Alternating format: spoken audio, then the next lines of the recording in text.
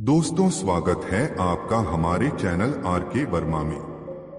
दोस्तों, काशी यात्रा में गंगाराम पटेल और बुलाखीराम नाई ने दिन भर की यात्रा समाप्त कर एक नए नगर में प्रवेश किया।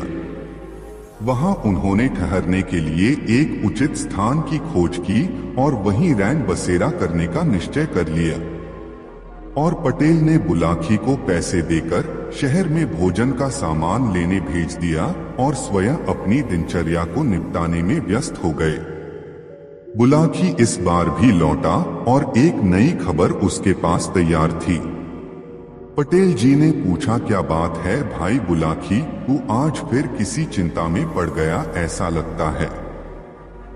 उसने सोचा इस खबर को पटेल को अभी सुनाऊंगा तो पटेल जी यह कहकर टाल देंगे कि रात्रि होने दे, भोजन करने के पश्चात बिस्तर पर लेटते समय तुझे तेरी बात का उत्तर दे दूंगा। इसलिए उसने वह बात उस समय पटेल को नहीं बताई। वह बात को पेट में डाले रहा। जब वे दोनों भोजन करके निवृत्त हो गए तब बुलाखी ने बात छेड़ी, पटेल जी, आज भी इस शहर में मैं एक नई घटना देख आया हूं। ठीक है, उस घटना का वर्णन कर, फिर उसे सुनकर मैं तेरी बात का उत्तर दूंगा, पटेल ने कहा। पटेल जी, आज जब मैं बाजार से यहाँ आ रहा था तब मैंने एक घर में देखने ही देखते उस घर में कोहराम मच गया। उस घर के पड़ोसियों ने उस घर की सेठानी को सांत्वना देने की बहुत कोशिश की, पर उसका मन शांत होने का नाम नहीं ले रहा था। उसका रुदन बढ़ता ही गया। रुदन विलाप करते उसकी हालत पागलों जैसी हो गई थी। तभी उसकी नजर रोते हुए काफूर पर पड़ी तो अनायास ही उसके मुंह से निकल गया, काफूर, खड़ा खड़ा क्या देख रहा है? जब मालिक ही नहीं रहे तो यह वैभव अब किस काम का? इस सब को तू मिट्टी में मिला दे। पटेल जी में ये सुनकर हैरान हो गया कि वहां क्या हो रहा था और वो आदमी कौन था जो कह रहा था सब खत्म कर दे, और बाद में क्या हुआ इस रहस्य से पर्दा उठाइए। बुलाखी की यह सारी बात सुन पटेल जी बोले, बुलाखी, यहाँ से कुछ दूर एक नगर है, वहां 100 साल पहले एक बहुत बड़ा व्यापारी था जिसके पास काफूर नाम का एक गुलाम था। व्यसरी था, उसे अपने सिद्धांतों पर चलना सबसे प्रिय था। उसकी देखा देखी काफूर ने भी अपना एक सिद्धांत बना लिया। उसका सिद्धांत था 6 महीने में एक छोटा सा झूठ और 12 महीने में एक बार कोई बड़ा झूठ बोलना। एक बार व्यापारी ने विदेश जाने की योजना बनाई, इसलिए उसने निश्चय किया कि सभी गुनाभा को बेच दिया जाए। यह काम उसने एक दलाल को सौंप दिया। उसके गुलामों में से काफूर नामक गुलाम को शहर के एक अमीर आदमी ने पसंद कर लिया। तब दलाल ने काफूर की तारीफ करते हुए कहा, सेठ जी, यह गुलाम बड़ा ही ईमानदार और निष्ठापूर्वक काम करने वाला है। यह तो बड़ी अच्छी बात है। अमीर ने कहा, क्या इसमें कोई बुराई भी है? बस छोटी सी एक ही बुराई है सेठ जी की यह सिद्धांतवादी है। सिद्धांतवादी होना तो कोई बुरी बात नहीं है। इसमें क्या बुराई है? सेठ और अधिक खुश हुआ, मैं खुद सिद्धांतवादी हूं और मेरा यह सिद्धांत है कि मैं बिना जांचे परखे कभी गुलाम नहीं खरीदता, और जब गुलाम को खरीद लेता हूं तो उसके सुख दुख का पूरा ख्याल रखता हूं। अब तुम मुझे इस गुलाम का सिद्धांत बताओ, क्या सिद्धांत है इसका? जवाब दलाल के बजाय गुलाम ने स्वयं दिया, मालिक, मेरा सिद्धांत यह है कि मैं 6 महीने में एक बार एक छोटा सा झूठ बोलता हूं और 12 महीने में एक बार बड़ा झूठ बोलता हूं। बस यह सुनकर व्यापारी खिलखिलाकर हंस पड़ा और बोला, बस इतनी सी बात है, मुझे कोई ऐतराज नहीं है। झूठ कौन नहीं बोलता? हम लोगों को तो हर रोज ढेरों झूठ बोलना पड़ता है। झूठ के बिना तो व्यापार चल ही नहीं सकता। व्यापारी ने दलाल को गुलाम की कीमत अदा की और उसे अपने साथ ले गया। काफूर बहुत मेहनती गुलाम था, साथ ही वह व्यवहार कुशल भी बहुत था। वह अपने मालिक की हर आज्ञा का पालन करता था है। व्यापारी का कठिन से कठिन काम वह चुटकी बजाते कर दिखाता था। इतना ही नहीं, कई बार तो उसने उसे संकट से भी उबारा था। उसने अपने परिश्रम और ईमानदारी से अपने मालिक और मालकिन का दिल जीत लिया। वे दोनों काफूर के व्यवहार से बहुत प्रभावित थे। इस प्रभाव का ही यह परिणाम था कि कुछ दिनों बाद ही उन्होंने काफूर को अपना निजी गुलाम बना लिया।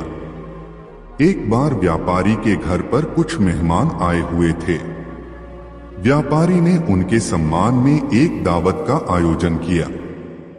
यह आयोजन व्यापारी ने अपने रंगमहल में किया था और यह स्थान शहर से बाहर था। दावत शुरू होने वाली थी कि तभी व्यापारी को ख्याल आया कि वह अपना सोने का अतरदान तो घर पर ही भूल गया है। उसने काफूर को बुलाकर उससे तुरंत घर जाकर अतरदान लेकर आने के लिए कहा। मालिक का आदेश पाकर काफूर तुरंत घर के लिए रवाना हो गया। काफूर को इस व्यापारी के यहाँ गुलामी करते हुए आज 6 महीने पूरे हो रहे थे। रास्ते में उसे याद आया कि अपने सिद्धांत के अनुसार उसे आज ही कोई छोटा सा झूठ बोलना चाहिए। काफूर को इस तरह का छोटा मोटा झूठ बोलने के लिए कोई कहानी गढ़ने में अधिक समय नहीं लगता था। उसने तुरंत एक कहानी गढ़ ली। उसने रास्ते से मिट्टी उठाकर अपने शरीर पर लगा ली, सिर के बाल बिखेर लिए। फिर वह रोता पीटता घर के आंगन में जा पहुंचा तथा बिना कुछ कहे आपा पीट पीट कर विलाप करने लगा। कितना नेक था मेरा मालिक! या अल्लाह, तूने मेरे मालिक को इतनी जल्दी क्यों उठा लिया? अच्छा होता कि मालिक के बदले तू मुझे उठा लेता। अब मेरा क्या होगा? इतना कहकर वह और जोर जोर से छाती पीटने लगा। काफूर के रोने की आवाज सुनकर व्यापारी की पत्नी घबरा गई। वह भागती हुई बाहर आई। उसे देखते ही काफूर ने रोते रोते कहा, मालकिन गजब हो गया। मालिक रंग महल में मेहमानों के साथ बैठे हुए थे। एकाएक पीछे की दीवार उन पर गिर पड़ी। मालिक और सभी मेहमान उसके नीचे दब कर मर गए। हाय मालिक! यह सुनकर मालकिन दहाड़े मार मार कर रोने लगी। बात पता चलने पर उसकी दोनों बेटियां और पड़ोसी भी रुदन में शामिल हो गए। घर के दूसरे नौकर भी मालिक की मौत की खबर सुनकर रोने लगे। देखने ही देखते पूरे घर में कोहराम मच गया। पड़ोसियों ने सेठानी को सांत्वना देने की बहुत कोशिश की, पर उसने शांत होने का नाम नहीं लिया। उसका रुदन बढ़ता ही गया। रुदन विलाप करते उसकी हालत पागलों जैसी हो गई थी। तभी उसकी नजर रोते हुए काफूर पर पड़ी तो अनायास ही उसके मुंह से निकल गया, काफूर, खड़ा खड़ा क्या देख रहा है? जब मालिक ही नहीं रहे तो यह वैभव अब किस काम का? इस सब को तू मिट्टी में मिला दे। मालकिन के हुक्म की तामील करना गुलाम का फर्ज है। यही सोचकर काफूर ने तुरंत इतीदा उठाया और घर की एक एक चीज को तोड़फोड़ कर रख दिया। मकान के दरवाजे, खिड़कियों, मेज, कुर्सियां, पलंग, अलमारी, बर्तन सब कुछ चकनाचूर हो गए। तत्पश्चात मालकिन अपनी दोनों बेटियों, पड़ोसियों व नौकर चाकरों के साथ रोती पीटती रंग महल की ओर चल पड़ी। मालकिन और पड़ोसियों के रंग महल पहुंचने के पहले ही काफूर जल्दी जल्दी रंग महल जा पहुंचा। उस समय व्यापारी मेहमानों के साथ भोजन करने बैठा ही था कि काफूर उसके पास जाकर छाती पीटते हुए रोने लगा। व्यापारी उसको इस हरकत पर बुरी तरह घबरा गया और तत्काल उसने पूछा, काफूर क्या हुआ? तू इस तरह फूट फूट कर रो क्यों रहा है? काफूर ने सिसकते हुए जवाब दिया, मालिक क्या बताऊं, गजब हो गया। मालकिन दीवान खाने में झूले पर बैठी हुई पान चबा रही थी। एकाएक दीवान खाने की दीवार उनके ऊपर गिर पड़ी। मालकिन दीवार के नीचे दबकर मर गईं। आपकी दोनों बेटियां वहीं अपने छोटे भाई के साथ खेल रही थीं। वे सब भी दीवार के नीचे दब गए। गजब हो गया मालिक, काफूर विलाप करने लगा। हाय, अब मैं क्या करूं? खुदा, तूने मेरी दयालु मालकिन को इतनी जल्दी क्यों उठा लिया? व्यापारी परोसी हुई थाली छोड़कर उठ गया। वह शोक से विह्वल हो उठा और जो भी चीज सामने पड़ी सबको तोड़ने फोड़ने लगा। रंग महल की कोई भी वस्तु साबुत नहीं बची। मेहमानों ने किसी तरह व्यापारी को संभाला। वे सब रोते बिलखते घर की ओर चल पड़े। अभी वे लोग कुछ ही दूर गए थे कि उन्हें सामने से सेठानी और पास पड़ोस के लोग उधर से आते हुए दिखाई दिए। दोनों तरफ की भीड़ एक दूसरे के करीब आ गई। जब व्यापारी ने सेठानी को और सेठानी ने व्यापारी को देखा तो दोनों डर के मारे कांपने लगे। भागो भागो, यह तो सेठानी का भूत है, व्यापारी चिल्लाया। बचाओ बचाओ, यह तो सेठ जी का भूत है, सेठानी बोली। इसके बाद व्यापारी और सेठानी डर के मारे बेहोश होकर गिर पड़े। व्यापारी और सेठानी के साथ आए लोगों ने उन दोनों के चेहरों पर पानी छिड़का, तब कहीं जाकर उन दोनों को होश आया। व्यापारी और उसकी पत्नी ने जब एक दूसरे से बातचीत की तब उन्हें मालूम हुआ कि यह सब काफूर की करतूत है। उन्होंने काफूर के इस झूठ के कारण हुए नुकसान और तोड़फोड़ के बारे में भी एक दूसरे को बताया। व्यापारी और सेठानी को काफूर पर बहुत गुस्सा आया। उन्होंने काफूर को डांटते हुए कहा, तूने यह घिनौनी हरकत क्यों की? आखिर तुझे इस करतूत से क्या हासिल हुआ? काफूर बोला, मालिक, मैंने जो कुछ किया है अपने सिद्धांत के अनुसार ही किया है। आपको याद होगा, मैंने आपसे 6 महीने में एक बार एक छोटा झूठ बोलने की बात की थी। आज मुझे आपके यहाँ गुलामी करते हुए 6 महीने पूरे हो रहे थे, इसलिए मुझे आज एक छोटा झूठ बोलना ही पड़ा। मैंने तो केवल छोटा सा झूठ बोला था, लेकिन मालकिन ने आदेश दिया तो मुझे मजबूर होकर घर का सारा सामान तोड़ना पड़ा। क्या करता, मालकिन के हुक्म का पालन करना मेरा धर्म था। व्यापारी गुस्से से बोला, नालायक, तोड़फोड़ करने से पहले तूने नुकसान के बारे में तो विचार कर लिया होता। तूने हमारा लाखों रुपए का नुकसान कर डाला और ऊपर से जबान लड़ा रहा है। मालिक, आपका भी तो सिद्धांत है, जीते जागते इंसानों को गुलाम बनाकर रखना।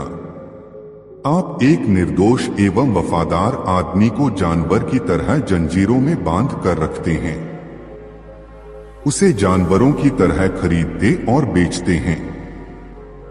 आप उस पर कोड़े बरसा सकते हैं। इतना ही नहीं, आप गुलामों की हत्या भी कर सकते हैं।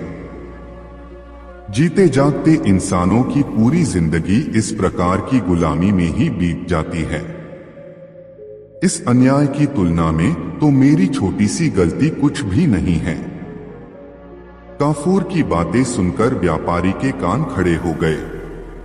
उसने सोचा, इस गुलाम का छोटा सा झूठ यदि इतना भयानक है तो बड़ा झूठ कितना विनाशकारी होगा। उसने काफूर से कहा, अब मुझे तुम्हारे जैसे गुलाम की जरूरत नहीं है। नहीं मालिक, ऐसा कैसे हो सकता है? काफूर ने जवाब दिया, आपने तो 12 महीने के लिए मुझे खरीदा है। दलाल की बही में यह शर्त दर्ज है। 12 महीने के पहले आप मुझे कैसे छोड़ सकते हैं मालिक? व्यापारी और काफूर का यह विवाद सुल्तान हारून रशीद के पास पहुंचा। उसने दोनों पक्षों की दलीलें सुनने के बाद काफूर को गुलामी से आजाद करने का आदेश दिया।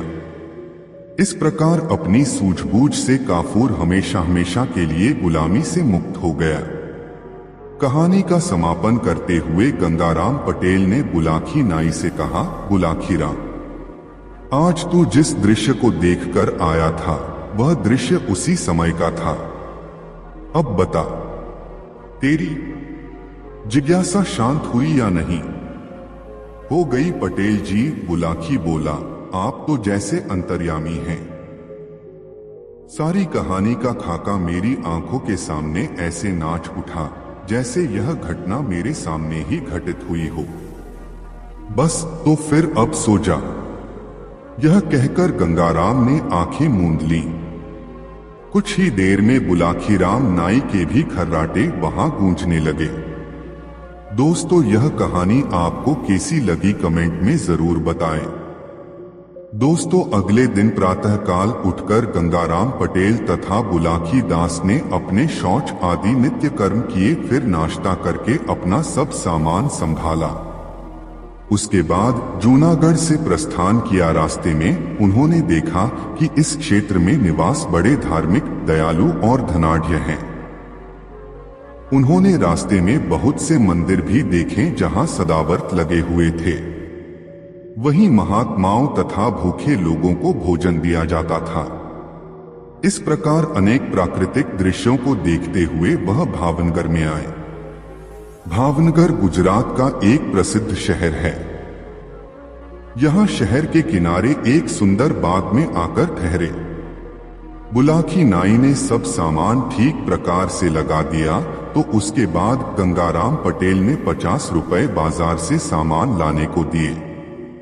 बुलाकी दास खाने का सामान लेकर बाजार से जिस समय वापस आ रहा था तो उसने देखा कि एक बहुत बड़ा जुलूस निकल रहा है।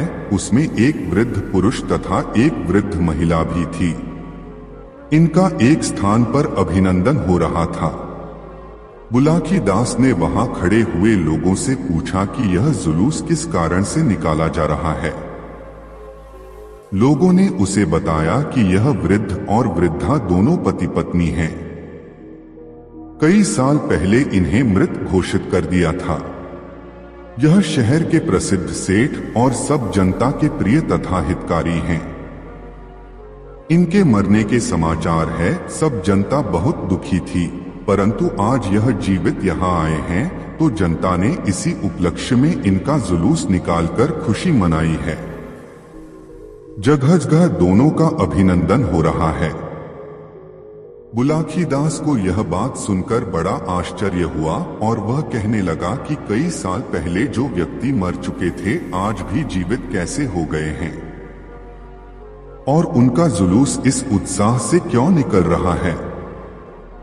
अपने मन में विचार करता हुआ बुलाकी नाई सामान लेकर पटेल जी के पास आया और उनके सामने सामान रखकर कहने लगा, पटेल जी, अब तो मुझे आज्ञा दो। इतनी सुनकर गंगाराम पटेल कहने लगे कि मालूम होता है तुम कोई अजूबा चरित्र देखकर आए हो, तभी यह बात कह रहे हो। अब तुम पहले तो खाना बनाओ, खाओ। रोज की भांति सोते समय मैं तुम्हारी बात का जवाब दूंगा।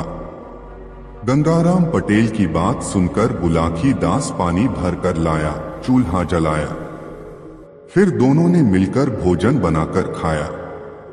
बुलाकी नाई पटेल जी का बिस्तर लगा दिया और हुक्का भरकर उनके सामने रख दिया। फिर बर्तन साफ कर अपना सब सामान ठिकाने पर लगाया और पटेल जी के पैर दबाने लगा और पटेल जी से बोला कि आपने कहा था कि सोते समय जो भी बात है उसका जवाब दूंगा, अब जवाब दो। इतनी सुनकर गंगाराम पटेल बोले, बताओ तुमने आज क्या अनोखी बात देखी है। इतना सुनकर बुलाकी नाई बाजार में देखा हुआ वह दृश्य बयान कर दिया। इतनी बात बुलाकी नाई ने सुनकर गंगाराम पटेल, देखो फौज में नक्कारा और बात में हुकार जरूरी है। सो तुम जब हंकारा देते रहोगे तब तक मैं बात कहूंगा। जब हुकारा देना बंद कर दोगे तो मैं भी बात बंद कर दूंगा। यह कहकर गंगाराम पटेल बात कहने लगे और बुलाकी नाई हुकारा देने लगा। गंगाराम पटेल जी बोले, इस नगर में एक समय सेठ जीवनलाल रहते थे।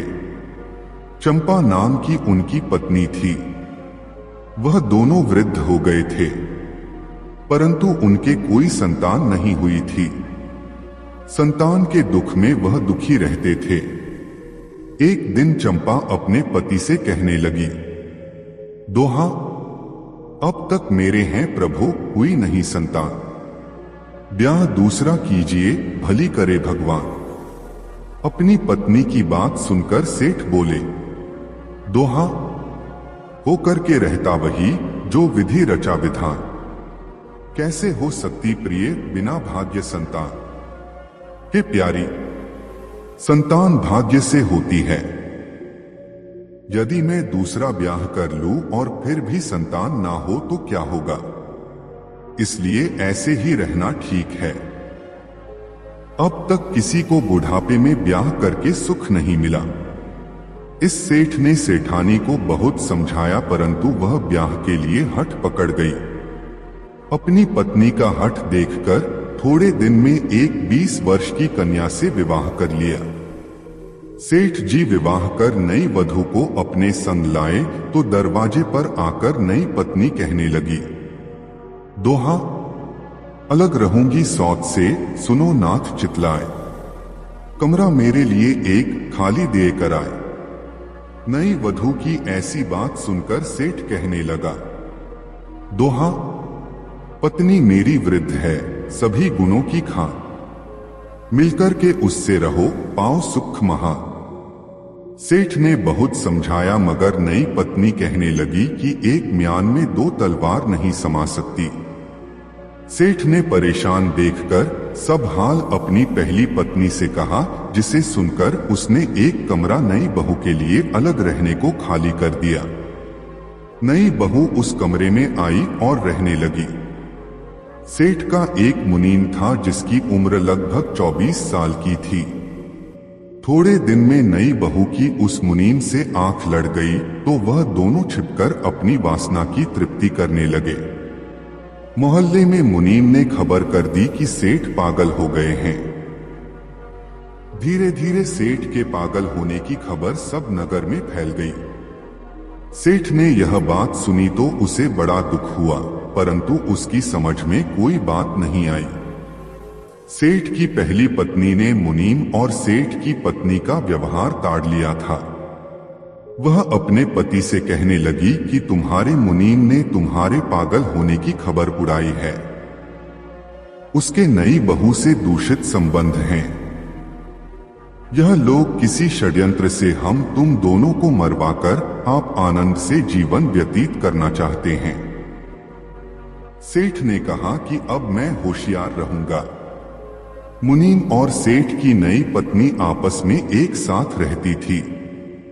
एक दिन मुनीम ने सेठ की नई पत्नी को समझाया कि कहीं ऐसा ना हो कि पहली पत्नी को सेठ सभी जायदाद दे दे। इसलिए उचित है कि सेठ से उसकी संपत्ति को अपने हक में लिखवा लो।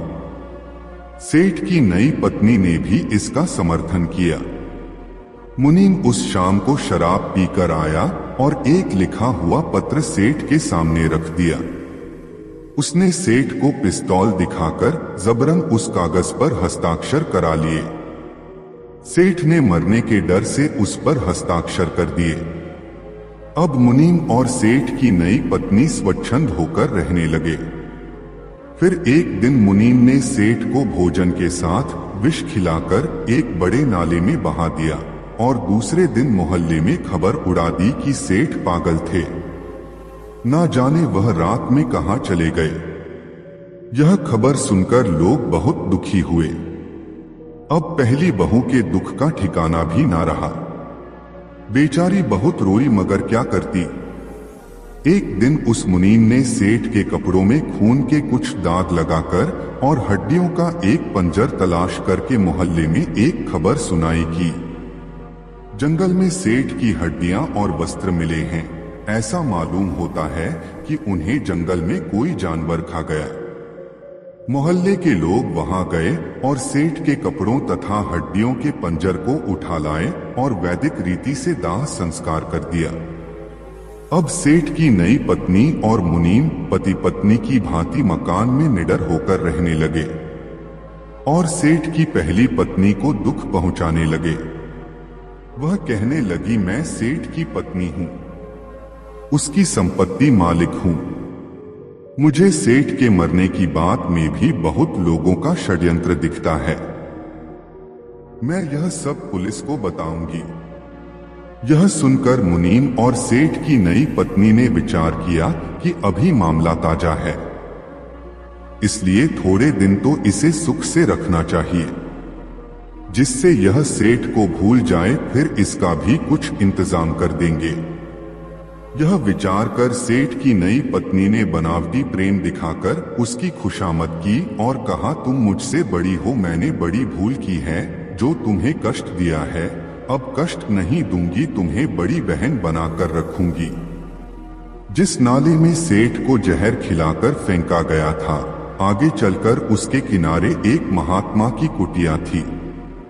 महात्मा की नजर सेठ की लाश पर पड़ी तो उसने उसे निकलवाया। उसने देखा कि यह मरा नहीं है, बल्कि किसी ने जहर खिला दिया है।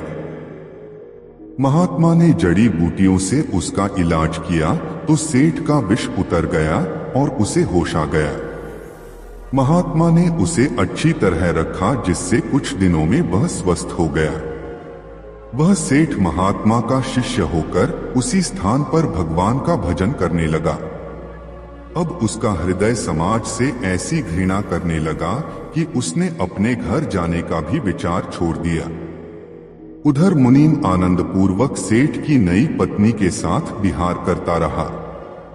एक दिन उसने पहली पत्नी को भी विष देकर नौकर से रात में उसी नाले में फिंकवा दिया और महल में खबर कर दी कि सेठ की मृत्यु से दुखी होकर उसकी पत्नी भी ना जाने कहां चली गई है।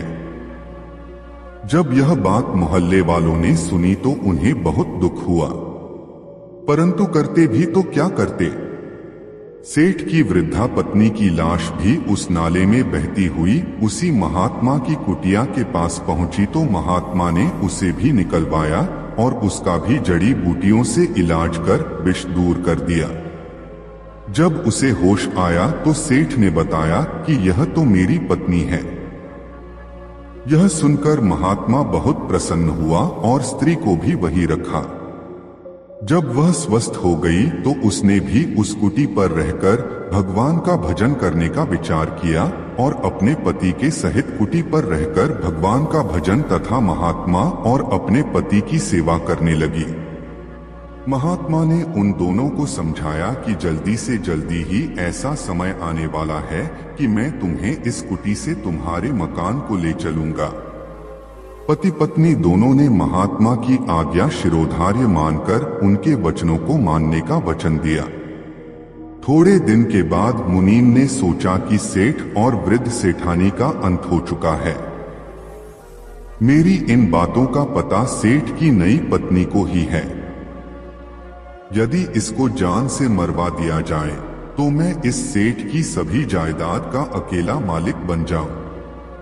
उसने जिस नौकर से सेठ सेठानी को जहर दिलवाया था, उसे 5,000 रुपए देने का वादा करके अपनी ओर मिला लिया।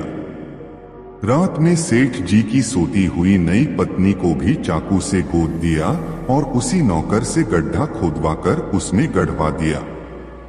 जब नौकर ने 5,000 रुपए मांगे तो उसे मारने को पिस्तौल दिखा दी। नौकर मुनीम की मनसा समझ गया और वहां से भागकर पुलिस के दफ्तर में गया और सेठ सेठानी को विष देने तथा नई सेठानी को जान से मारने की सभी बातें पुलिस को बताई। पुलिस अधिकारी मकान पर छापा मारकर सेठ की नई पत्नी की लाश गधे से निकालकर मुनीम को गिरफ्तार कर जेल भेज दिया। जब यह समाचार एक दिन महात्मा ने कुटी पर सुना तो उसने सेठ सेठानी को सम्मानपूर्वक उस नगर में भेजा। लोगों ने सेठ सेठानी को पहचानकर बड़ी खुशी मनाई और उसी खुशी में जुलूस निकालकर उनका जगह जगह पर सम्मान किया। कि बुलाखी, लोग सच कहते हैं, बुराई का फल बुरा होता है और भलाई का भला। तुम जिन सेठ सेठानी का सम्मान होते हुए देख आए हो वह यही दोनों पति पत्नी हैं, जिन्हें उनके मुनीम ने षड्यंत्र करके मृत घोषित करवाया था। देखो, बुढ़ापे में ब्याह करना बहुत बुरी बात है। दो पत्नी वाले किसी पुरुष को सुख नहीं मिलता। अब रात बहुत हो गई है, इसलिए सो जाओ। दोस्तों, यह कहानी आपको कैसी लगी कमेंट में जरूर बताएं। दोस्तों, काशी यात्रा में गंगाराम पटेल और बुलाखीराम नाई फिर एक नए नगर में पहुंचे और उस नगर में ही रात्रि को विश्राम किया। इस बार भी जब बुलाखीराम को खाने का सामान लाने के लिए बाजार भेजा गया तो वह एक नया दृश्य देख आया। बुलाखी ने देखा, एक घर के अंदर से बहुत तेज प्रकाश बाहर आ रहा था। मैंने जाकर देखा तो कुछ बच्चे लड़ रहे थे। उनके पास एक चमकदार पत्थर था। तभी एक महिला ने ताड़ लिया कि वह करोड़ों का हीरा है। वह महिला वास्तविकता को समझ गई। उसने उन बच्चों से कहा, देखो, वैसे तो यह पत्थर मेरे किसी काम का नहीं है, फिर भी मैं इसे खरीद लेती हूं। मैं तुम्हें इसके बदले 1000 मोहरें दे दूंगी। लाओ, अब इसे मुझे दे दो। महिला की आतुरता देखकर बच्चों को पूरा विश्वास हो गया कि पत्थर का यह टुकड़ा साधारण पत्थर नहीं बल्कि कोई मूल्यवान वस्तु है। वह चतुर महिला उसे सस्ते में ले लेना चाहती थी। उसने मुस्कुराते हुए कहा, बहन जी, सच्चे हीरे की कीमत हजारों में नहीं लाखों में होती है, समझी? यह सुनकर महिला समझ गई सौदा सस्ते में पटने वाला नहीं है। इसलिए वह उस हीरे के लिए 50,000 मोहरें देने को तैयार हो गई। इस पर बच्चों ने हीरा देने से इनकार कर दिया। इतने में उनका पिता और घर के सभी सदस्य आ गए। पटेल जी, वह अमूल्य वस्तु क्या थी और उन बच्चों को कैसे मिली, और उस महिला ने बाद में क्या हुआ उन गरीब लोगों का? बुलाखी। बहुत समय पहले बगदाद शहर में हसन रस्सीवाला नाम का एक आदमी रहता था। नाम तो उसका हसन था, मगर चूंकि वह दिन भर रस्सियां बनाने का काम करता था, इसलिए लोग उसे हसन रस्सी वाला कहते थे। उसकी पत्नी और बच्चे भी रस्सी बनाने के काम में उसका हाथ बटाया करते थे। इतनी कड़ी मेहनत करने के बाद भी उसके परिवार का मुश्किल से गुजारा होता था। एक दिन साद और सादी नाम के हसन के 2 मित्र उससे मिलने आए। वे बगदाद के समीप एक शहर में रहते थे। सादी को हसन से बातचीत करते हुए उसकी गरीबी का एहसास हो गया, इसलिए उसने हसन को सोने की 200 अशर्फियां देते हुए कहा, इन अशर्फियों से तुम अपना व्यवसाय शुरू करो। हम देखना चाहते हैं कि तुम इस धन से कोई व्यवसाय शुरू करके अपनी कमाई बढ़ा सकते हो या नहीं। अशर्फियां पाकर हसन बहुत खुश हुआ। उसने सादी को धन्यवाद देते हुए कहा, सादी भाई, आपका यह एहसान मैं जिंदगी भर नहीं भूलूंगा। मुझे पूरा विश्वास है कि इस धन से मैं अपना व्यवसाय शुरू करके अच्छी कमाई कर सकूंगा। सादी और साद ने उससे कहा, हम भी यही चाहते हैं कि तुम कोई व्यवसाय शुरू करो और अच्छी कमाई करो। अब हम चलते हैं। 6 महीने बाद हम फिर तुमसे मिलने आएंगे। हमें उम्मीद है कि तब तक तुम खुशहाल हो जाओगे। हसन को जिंदगी में पहली बार इतना धन मिला था। अब उसके सामने सबसे बड़ी समस्या इस धन की सुरक्षा की थी। साद और सादी के जाने के बाद उसने सोचा, इन अशर्फियों का क्या किया जाए, इन्हें कहाँ रखा जाए ताकि ये महफूज रहें। आखिरकार उसने उनमें से 10 अशर्फियां अपने खर्च के लिए निकाल लो और बाकी 190 मोहरें उसने अपनी पगड़ी के एक सिरे में सी ली और वह सिरा पगड़ी में दबा दिया। अब उसे मोहरों के चोरी हो जाने का बिल्कुल डर नहीं रहा। 10 अशर्फियां लेकर वह बाजार गया। उनसे उसने अपने बेटे के लिए कुछ नए कपड़े और मिठाइयां खरीदो। सब सामान हाथ में लिए वह घर लौट रहा था कि एक चील ने मिठाई के डिब्बे पर झपट्टा मारा, पर हसन ने मिठाई का डिब्बा कसकर पकड़ रखा था, इसलिए वह चील के चंगुल में नहीं आया और उसका वार खाली चला गया।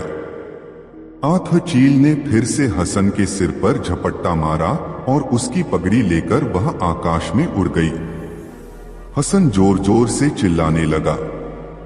उसने कुछ दूर तक चील का पीछा भी किया, पर उसे अपनी पगड़ी वापस नहीं मिली। आखिरकार हसन निराश होकर घर लौट आया। उसने सारी घटना अपनी पत्नी और बच्चों को सुनाई और अपनी तकदीर को कोसता हुआ सिर पकड़कर बैठ गया। उसने बताया कि चील किस तरह उसकी पगड़ी लेकर आकाश में उड़ गई, जिसमें उसने सोने की 190 अशर्फियां सी रखी थीं। उसकी बातों पर विश्वास न करके उसके परिवार वालों ने उसकी बात हंसी में उड़ा दी।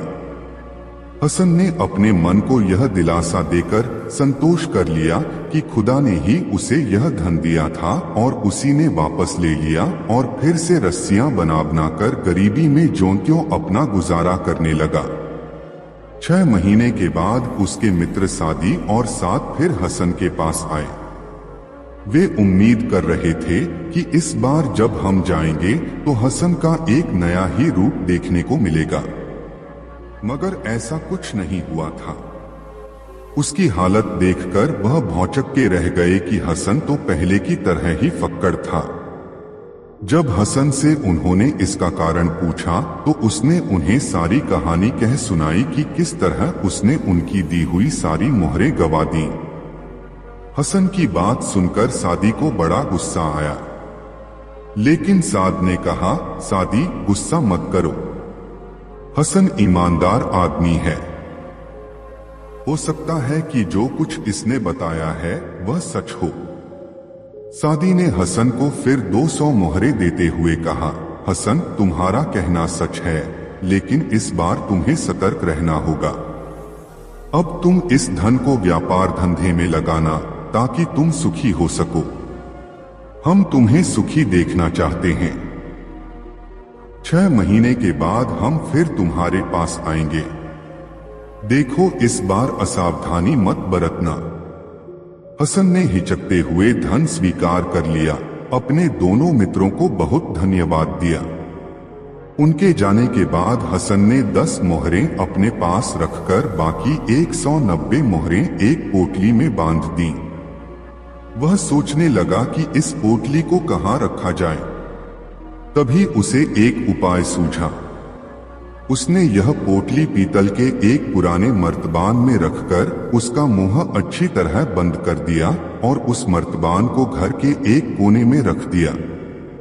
हसन ने अब पटसन की रस्सियों का व्यवसाय करने का निश्चय किया। इसके लिए पटसन खरीदने वह अपने साथ 10 मोहरें लेकर बाजार गया। जब हसन पटसन खरीदने बाजार गया हुआ था, तभी एक फेरी वाला साबुन बेचते हुए उसके घर के पास आ पहुंचा। हसन की पत्नी को साबुन की जरूरत थी, लेकिन उसके पास पैसे नहीं थे। इसलिए उसने घर के कोने में बेकार पड़ा पीतल का मर्तबान फेरी वाले को देकर उसके बदले साबुन ले लिया। फेरी वाला पीतल का मर्तबान लेकर चला गया। हसन जब पटसन खरीद कर घर लौटा, जो अकस्मात उसकी नजर घर के कोने की ओर गई। वहां रखे मर्तबान को नदारद देखकर वह चौंक पड़ा। उसने अपनी पत्नी से पीतल के मर्तबान के बारे में पूछताछ की। उसकी पत्नी ने कहा, वह मर्तबान तो पुराना हो चुका था, हमारे किसी काम का नहीं था, इसलिए मैंने उसे फेरी वाले को देकर उसके बदले में साबुन खरीद लिया है। देखो उस पुराने मर्तबान के बदले उसने मुझे कितना सारा साबुन दिया है। अच्छा किया न मैंने। हसन यह सुनकर आग बबूला हो उठा। अरे बेवकूफ, उस मर्तबान में सोने की 190 अशर्फियां थीं। तुमने मर्तबान बेचने के पहले उसे खोलकर देखा भी नहीं कि उसमें क्या है। साबुन के बदले वह मर्तबान देकर तुमने अपने नसीब को धो डाला। यह सुनकर हसन की पत्नी सन्न रह गई। उससे इतना भारी अपराध हो गया था कि वह फूट फूट कर रोने लगी। बाद में हसन और उसकी पत्नी ने उस फेरी वाले की बहुत तलाश की, पर उसका कहीं पता नहीं चला। हार थककर हसन ने अपनी तकदीर को कोसते हुए कहा, खुदा को शायद यही मंजूर था। अब वह और भी ज्यादा मेहनत और लगन से रस्सियां बनाने के काम में जुट गया। मगर उसका जीवन मेहनत मजदूरी और गरीबी से भरपूर ही रहा। लाख कोशिशों के बाद भी वह इतना नहीं कमा पाया कि 2 पैसे बचा सके। इसी प्रकार फिर तेजी से 6 महीने गुजर गए। 6 महीने के बाद सादी और साद फिर हसन से मिलने आए। उन दोनों को देखकर हसन का सिर शर्म से झुक गया। उसकी आंखों से आंसू बहने लगे। अब उन्हें वह क्या जवाब दे। उसके दोस्त समझ गए कि इस बार भी कोई अनहोनी हो गई है। फिर उन्होंने हसन को दिलासा देकर पूछा कि किस्सा क्या है। रोते रोते उसने सारी कहानी सादी और साद से कह सुनाई। इस बार हसन पर गुस्सा होने के बजाय सादी सोच में पड़ गया। उसने कहा, हसन, तुम्हारी ईमानदारी के प्रति हमें जरा भी संदेह नहीं है, पर यह समझ में नहीं आता कि आखिर तुम्हारे साथ बार बार ऐसा क्यों हो रहा है। साद ने सादी से कहा, सादो भैया, तुम यह समझते हो कि किसी को धन देकर तुम उसको तकदीर बदल सकते हो, लेकिन तुम्हारा यह सोचना गलत है। धन के बिना भी आदमी की तकदीर बदल सकती है। सादी ने कहा, साद, मेरा जो सोचना था मैंने वैसा किया और अपनी कोशिश भी करके देख ली। अब तुम अपनी बात सिद्ध करके दिखाना चाहो तो दिखा सकते हो। ठीक है, साद ने जमीन पर पड़ा हुआ शीशे का एक टुकड़ा उठाकर हसन को देते हुए कहा, लो हसन, अगर खुदा की मर्जी होगी तो शीशे के इस टुकड़े से भी तुम्हारी गरीबी दूर हो सकती है। इसलिए तुम शीशे के इस टुकड़े को संभाल कर रखना। हम 6 महीने के बाद फिर तुम्हारे पास आएंगे और देखेंगे कि तुम्हारा क्या हाल है। इसके बाद साद और सादी वहां से चले गए।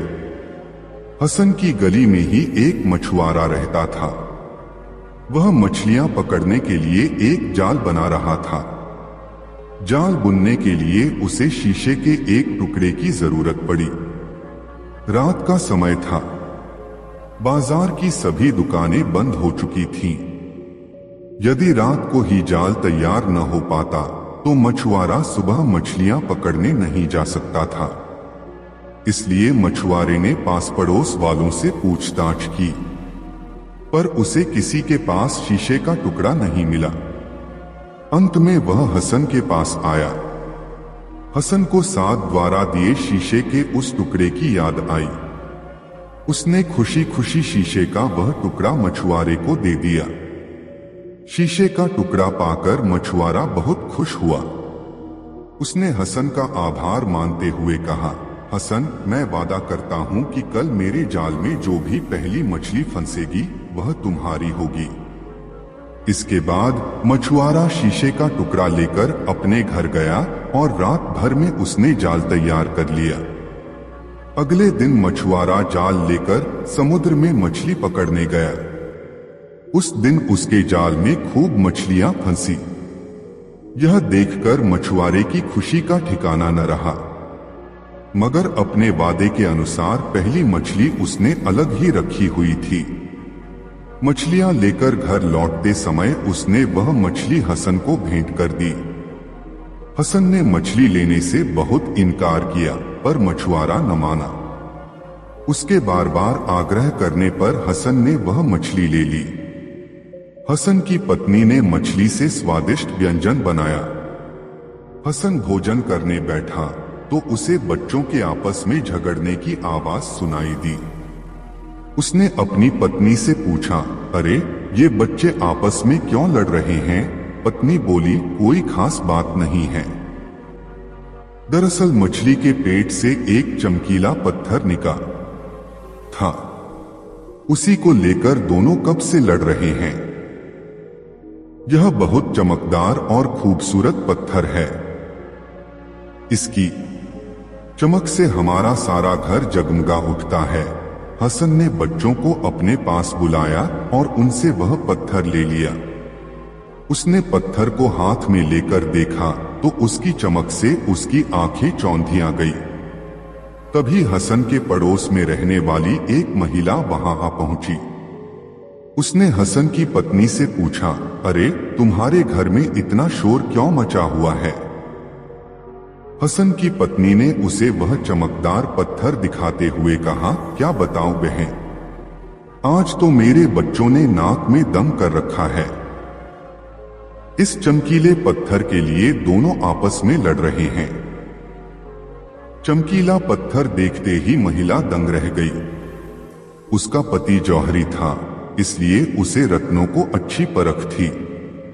वह उस चमकीले पत्थर को देखते ही समझ गई कि यह कोई साधारण पत्थर नहीं, मूल्यवान सच्चा हीरा है और इसकी कीमत लाखों में है। वह इसे पाने के लिए आतुर हो उठी। महिला ने सोचा कि हसन के परिवार वालों को रत्नों की पहचान तो है नहीं, लाखों के इस हीरे को क्यों न औने पौने भाव में हथिया लिया जाए। इसलिए उसने हसन की पत्नी से कहा, अगर तुम्हारे बच्चे इस बेकार पत्थर के लिए लड़ रहे हैं तो लाओ इसे मुझे दे दो, मैं तुम्हें इसके बदले बोम मोहरे दूंगी।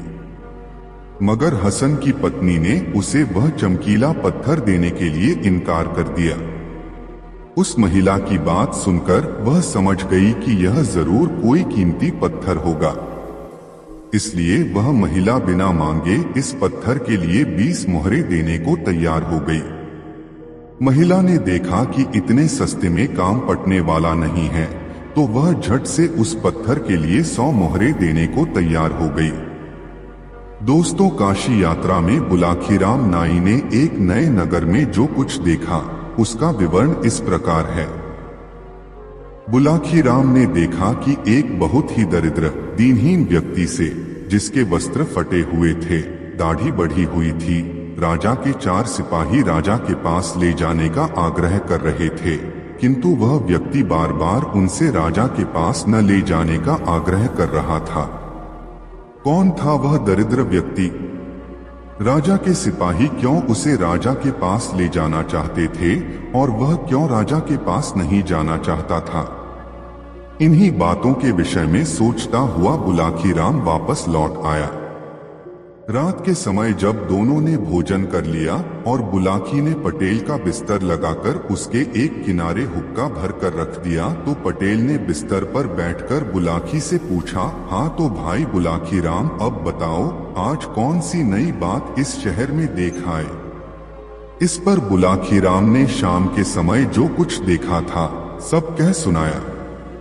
सुनकर पटेल ने कहा, भाई बुलाखीराम, यहाँ से पश्चिम की दिशा में 100 कोस की दूरी पर एक नगर है, धर्मपुर। उस नगर में राजबीर सिंह नाम का एक क्षत्रिय रहता था। उसकी पत्नी का नाम रामवती था। दोनों पति पत्नी आनंद से जीवन व्यतीत करते थे। कुछ दिन पश्चात ईश्वर की कृपा से उनके यहाँ एक पुत्र पैदा हुआ, जिसका नाम उन्होंने सुमन रखा। सुमन जैसे जैसे बड़ा हो गया, माता पिता का अत्यधिक लाड़ प्यार मिलने के कारण वह जिद्दी हो गया था। माता पिता भी क्योंकि उसकी हर जिद पूरी कर देते थे, अतः उसकी जिद करने की आदत बढ़ती ही गई। धीरे धीरे वह 20 वर्ष का नवयुवक हो गया। दैवयोग से उसी दौरान प्रकृति ने अपना प्रकोप दिखाया। एक भयंकर भूकंप उस शहर में आया, जिसके कारण न सिर्फ सुमन का मकान अपितु शहर की भी अधिकांश इमारतें तबाह हो गईं। सैकड़ों लोग मलबे के नीचे दब कर मर गए। हजारों लोग जख्मी हो गए। मरने वालों में सुमन के माता पिता भी थे। इस दारुण दुख के कारण सुमन के दिल पर भारी आघात लगा। उसने जैसे तैसे अपने माता पिता का अंतिम क्रिया कार्य संपन्न किया और फिर अपनी स्थिति पर विचार करने लगा। मकान तो रहने योग्य रहा ही नहीं था, धन भी उसके पास विशेष नहीं था। अब उसे यह चिंता हुई कि उसका गुजारा कैसे होगा। माँ बाप का लाडला होने के कारण कभी उसने ऐसा कोई काम सीखने का प्रयास ही नहीं किया था जो आगे चलकर उसकी जीविका उपार्जन करने में सहायक होता, और मेहनत मजदूरी का काम वह करना नहीं चाहता था। बुलाखी। जब तक माता पिता द्वारा अर्जित धन उसके पास रहा, वह उससे अपना गुजारा चलाता रहा, किंतु जब वह धन समाप्त हो गया तो स्थिति भूखों मरने की आ पहुंची। तब उसने विचार किया कि यह नगर छोड़कर किसी दूसरे नगर में चलना चाहिए। इस नगर में तो सभी लोग उसे जानते हैं, इसलिए वह यहाँ भीख भी नहीं मांग सकता। लेकिन परदेश में ऐसी कोई दिक्कत नहीं है, वहाँ वह भीख मांगकर भी अपना गुजारा कर लेगा, तब भी उसे पहचानने वाला कोई नहीं है। ऐसा विचार कर वह अपना नगर छोड़कर परदेश के लिए चल पड़ा। सुमन लगातार 8 दिन एक ही दिशा में आगे बढ़ता रहा। उसे भूख लगती तो वह जंगली बेर या कंदमूल फल आदि तोड़कर खा लेता और किसी नदी या सरोवर का जल पीकर अपनी प्यास मिटा लेता। एक दिन वह एक ऐसे जंगल में पहुंचा जहां न कोई तालाब था और न कोई नदी।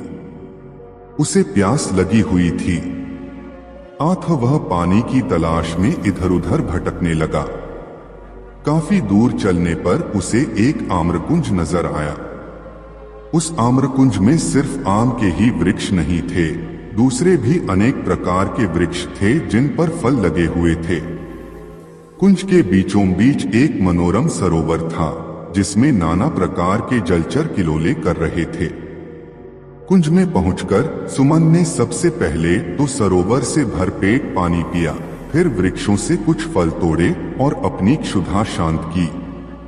तत्पश्चात वह एक वृक्ष का सहारा लेकर भूमि पर बैठ गया। वह परिश्रम के कारण बुरी तरह से थका हुआ था, अतः जल्दी ही उसे नींद आई और वह सो गया। बुलाखी। वह आम्रकुंज परियों के राजा का था। उसने अपनी बेटी शबन के लिए उस आम्रकुंज का निर्माण कराया था। परियों की शहजादी शबन कभी कभी वहां अपनी सखियों के साथ सैर करने के लिए आती रहती थी। जिस दिन का यह वाकया है, उस दिन भी वह संयोग से अपनी सहेलियों के साथ वहां आई हुई थी। सुमन को जब उसने अपने आम्रकुंज में बेसुध सोए हुए देखा तो वह उस पर मोहित हो गई। परियों की शहजादी ने जब अपनी पायल झनझनाई तो उनके घुंघरुओं की आवाज सुनकर सुमन की निद्रा टूट गई। आंखें खोलकर देखा तो सामने एक परिजात को पाया। दोनों की आंखें चार हुई तो दोनों ही एक दूसरे के अदृश्य प्रेम में बंध गए।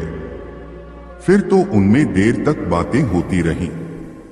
परियों की शहजादी ने सुमन को अपना परिचय दिया और सुमन ने उससे अपनी दास्तां बयान कर दी। सुमन की दास्तां सुनकर परी शबन का दिल पसीज उठा। उसे सुमन पर दया आ गई। उसने अपने गले से ताबीज उतारा और उसे सुमन को देकर कहा, थे युवक, यह ताबीज अपने पास रख लो। यह मेरे प्रेम की निशानी है, तुम इसे कभी अपने शरीर से अलग मत करना। यह हर संकट में तुम्हारे काम आएगा। यह कहकर वह परी वहां से चली गई। सुमन भी उठकर अपने गंतव्य की ओर चल पड़ा। 2 दिन बाद वह एक नगर में पहुंचा। वहां पहुंचकर उसने कोई काम ढूंढने का प्रयास किया, किंतु किसी भी जगह पर उसे कोई काम न मिला। तब यह विचार कर कि कल सुबह यहाँ के राज दरबार में जाकर राजा से कोई काम मांगूंगा, वह राजमहल की दीवार के साथ ही भूमि पर पड़कर सो रहा। आधी रात का समय हुआ तो किसी स्त्री के रोने का स्वर सुनकर उसकी नींद खुल गई। वह विचार करने लगा कि अवश्य ही वह स्त्री किसी मुसीबत में है, चलकर देखना चाहिए कि उसे क्या कष्ट है। बुलाखी। उस स्त्री के रोने का स्वर वहां के राजा ने भी सुना था। वह उस समय जाग रहा था, यह देखने के लिए कि उस दुखियारी स्त्री को क्या तकलीफ है जो वह आधी रात को इस प्रकार विलाप कर रही है। राजा महल से निकलकर उस दिशा में चल पड़ा जिधर से रोने का स्वर आ रहा था। उधर सुमन भी राजा से पहले उस स्त्री के रोने की दिशा में चल दिया था। अब आगे आगे सुमन और पीछे पीछे राजा, दोनों उस स्त्री की खोज में चल पड़े। सुमन राजा से पहले उस स्त्री के पास पहुंचा। उस स्त्री ने अच्छे वस्त्राभूषण धारण किए हुए थे। सुमन ने उसके पास जाकर पूछा, हे देवी, तुम्हें क्या कष्ट है जो आधी रात के समय में इस प्रकार विलाप कर रही हो? यह सुनकर उस स्त्री ने रोना बंद कर दिया। वह बोली, मेरा दुख जानकर क्या करेगा बेटा? तू तो स्वयं ही इस नगर में कोई परदेशी जान पड़ता है। तेरी हालत भी किसी दीनहीन व्यक्ति जैसी दिखाई दे रही है। मेरा दुख तो वही व्यक्ति दूर कर सकता है जो हर तरह की सामर्थ्य रखता हो। हे देवी, सुनकर सुमन ने कहा, जब अपने मुख से मुझे बेटा कहा है तो अपने बेटे से अपना दुख जरूर कहो। भला बेटा मां के काम नहीं आएगा तो कौन काम आएगा? रही दीनहीन होने की बात, मैं दीनहीन जरूर हूं, यहां परदेशी भी हूं, लेकिन सामर्थ्य में किसी से कम नहीं हूं। तुम सेवा बताओ, मैं तत्काल उसे पूरी करने की कोशिश करूंगा। तो सुन बेटा, स्त्री बोली, मैं अपने दुख के लिए नहीं, यहाँ के राजा के दुख के लिए रो रही हूँ। मैं इस राज्य की राज्य लक्ष्मी हूँ।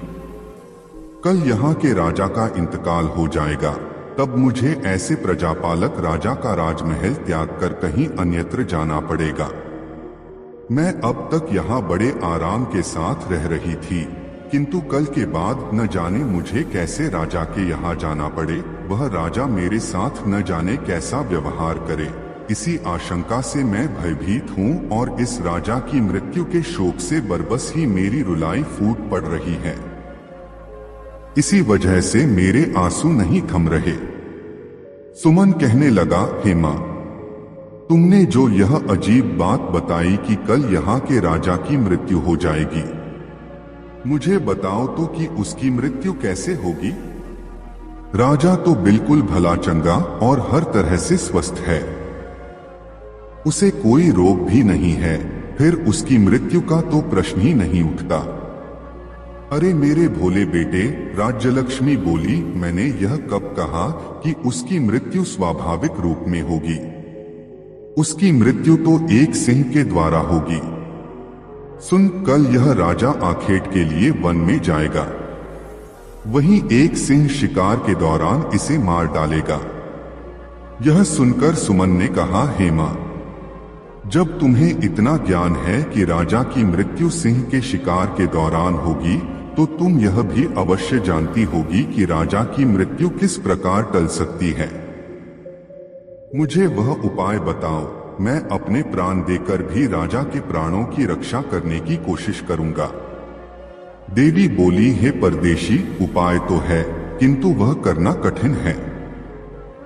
मैं तुझे वह उपाय बताए देती हूँ। उपाय यह है कि जब राजा आखेट करने वन में जाए तो तू भी उसके साथ वन में चले जाना और राजा के साथ परछाई की तरह लगे रहना। सिंह जब राजा को असावधान पाकर उस पर झपटने को हो, उससे पहले ही तू सिंह पर झपट पड़ना और अपनी तलवार से सिंह को मार डालना। लेकिन यह सब तेरी फुर्ती, शक्ति और चपलता पर निर्भर करता है। यदि तनिक भी चूक हुई तो सिंह राजा के साथ साथ तुझे भी फाड़ डालेगा। ऐसा नहीं होगा मां, सुमन ने कहा, मैं बहुत सतर्क रहूंगा और हर हाल में राजा के जीवन की रक्षा करूंगा। तेरा कल्याण हो, कहकर वह स्त्री अंतर्धान हो गई। राजा ने अंधेरे में छिपकर उन दोनों का सारा वार्तालाप सुना। उसे अनजाने मित्र सुमन के ऊपर गर्व हो आया, जो न तो यहाँ का निवासी ही था और न राजा का कोई मित्र अथवा रिश्तेदार, फिर भी वह उसके लिए अपनी जान जोखिम में डालने को तैयार था। राजा उसी समय उसके सामने जाहिर होना चाहता था, किंतु न जाने क्या सोचकर उसने अपना कार्यक्रम बदल दिया। वह घूमा और सीधा अपने महल में चला गया। सुमन भी लौटकर अपने पहले वाली जगह पर पड़कर सो गया। बुलाखी राम